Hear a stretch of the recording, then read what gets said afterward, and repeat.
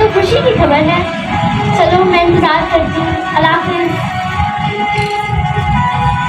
बहू बड़ी खुश नजर आ रही हो, किसका फोन था, कौन आ रहा है? अम्मी जान, मैं 3 दिन बाद घर वापस आ रहा है, उसकी तालीम मुकम्मल हो चुकी है। बहू ये तो बड़ी खुशी की खबर है। उमैर को देखने को तो आंखें तरस गई थी। अब आ रहा है तो जाने थोड़ी ना दूंगी। कह रहा था 1 महीने के लिए आ रहा है, वापस जाकर कोई जॉब ज्वाइन करनी है उसे फिर से। हाँ ठीक है। सीन 2। उमैर 3 दिन के बाद पाकिस्तान वापस आ गया है। उसकी अगली सुबह।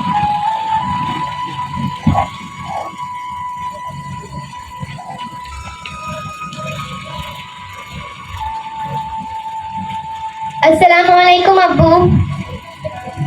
वालेकुम सलाम बेटा, थकन उतर गई आपकी? थकन तो तब उतरती ना जब मैं सोता। क्यों, रात भर सोए नहीं आप? उफ, इतनी गर्मी और ऊपर से लाइट भी नहीं।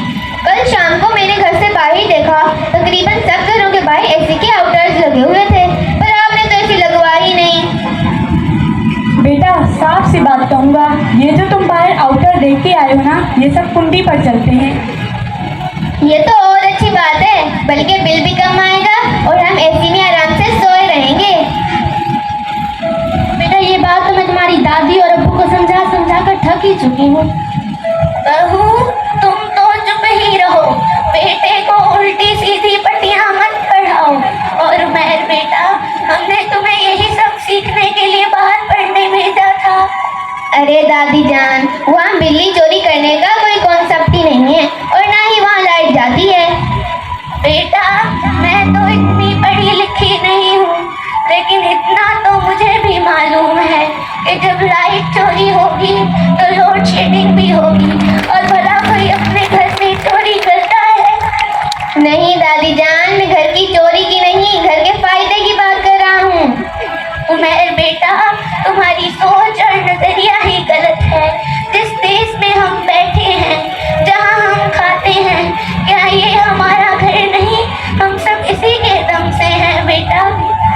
बेटा तुम्हारी दादी ठीक कह रही है। तुमने आज एक दिन में एक ही मसला देखा है और परेशान होके उल्टे सीधे हल सोच रहे हो।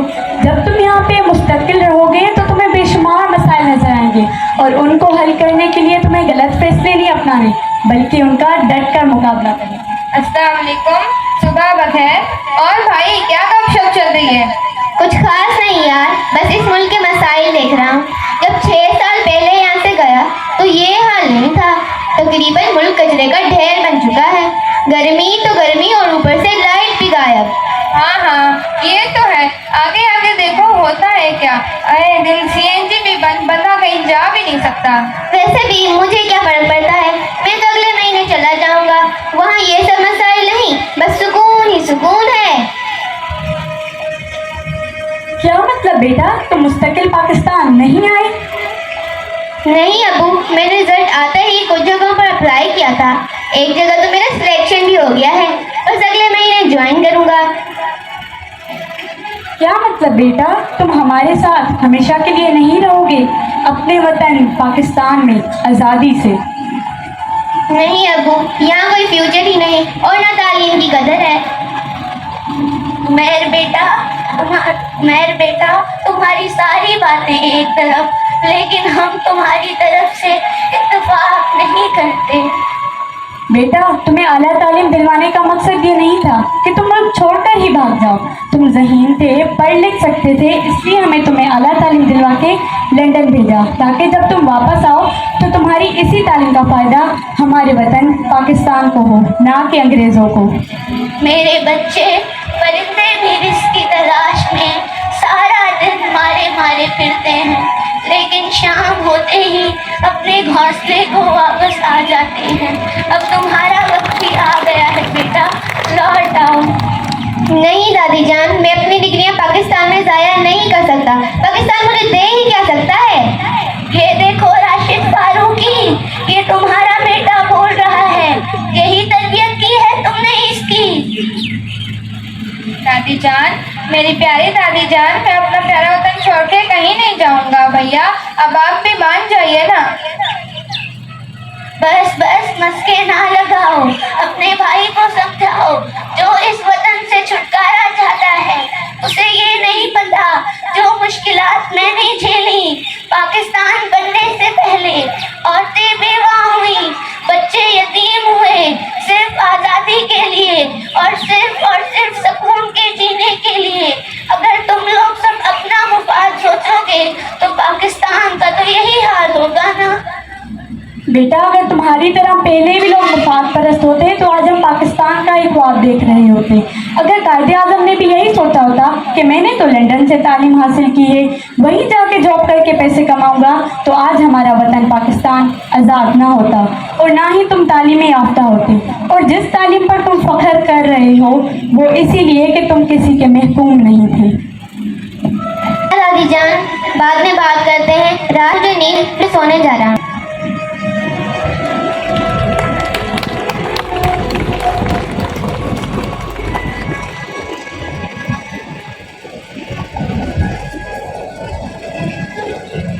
Scene 3.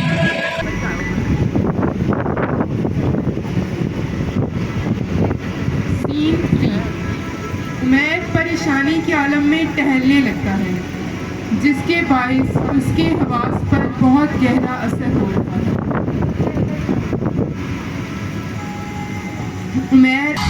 उमैर अल्लाह से फरियाद करता है कि या अल्लाह, मुझे कोई रास्ता दिखा जिससे मेरे प्यारे वतन को कोई नुकसान न हो। ऐसा न हो कि मैं खुद गर्जी के आलम में अपने वतन से जारी कर लूँ। इसी कश्मकश में नींद की आगोश में चला जाता है और ख्वाब में अपने प्यारे वतन को देखता है।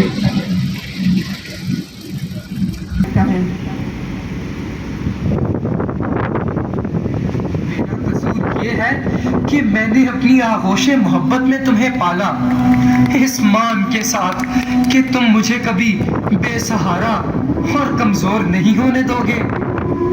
लेकिन आज मेरा मान टूट रहा है, मेरा दिल रो रहा है, मेरी रूह मातम कुना है कि मेरे बेटे मेरी लाश उठाने के मुंतजिर मुझे दस्ते अगियार में थमाने को तैयार है।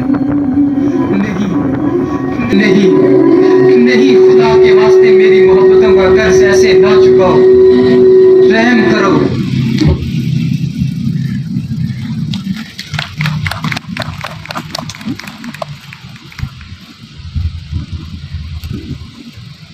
या अल्लाह, तेरा लाख लाख शुक्र है कि तूने मुझे रास्ता दिखाया। मैं इस मुल्क को कचरे का ढेर बोल रहा था, जिसमें मैं आजादी की सांस ले रहा हूँ। और हम कहीं भी चले जाएं, ये पहचान खत्म नहीं होगी और मैं उन अंग्रेजों की गुलाम